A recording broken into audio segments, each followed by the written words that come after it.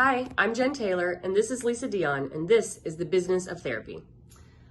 We're going to talk about rejection.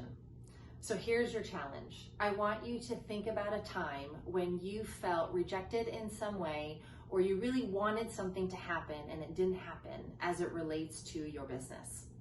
Now, I'm going to explain a little bit about what's going on in that process. So I want you to hang with me, because at the very end of this, I'm going to give you something to do related to the very thing that I just had you think about.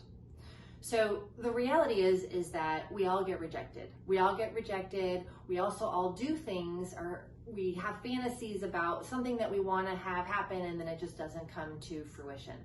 So as it relates to business, this could be anything like, I put in a proposal to teach somewhere and I didn't get accepted.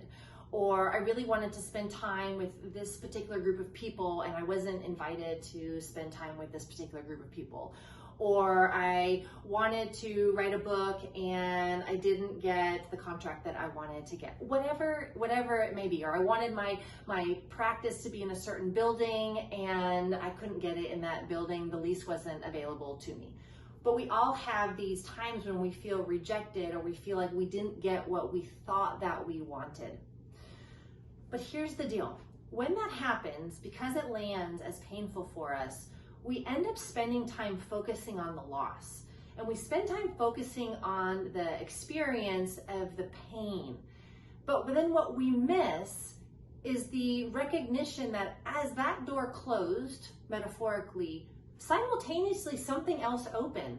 So what actually happened with our energy? Our energy couldn't go here, but it did have to go somewhere. So where did it go? Who did you get to spend time with?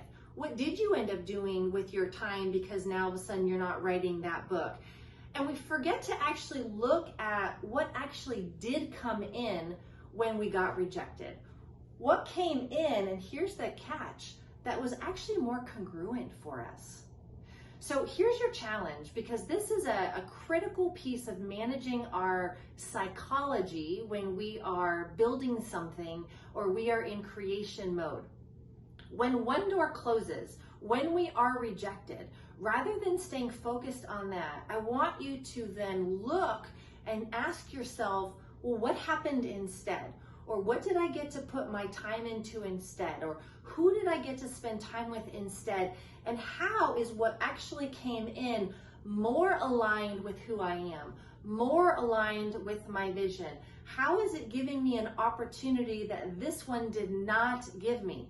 So that's your challenge. I want you to now go back to that memory that you identified, and I want you to ask yourself those questions.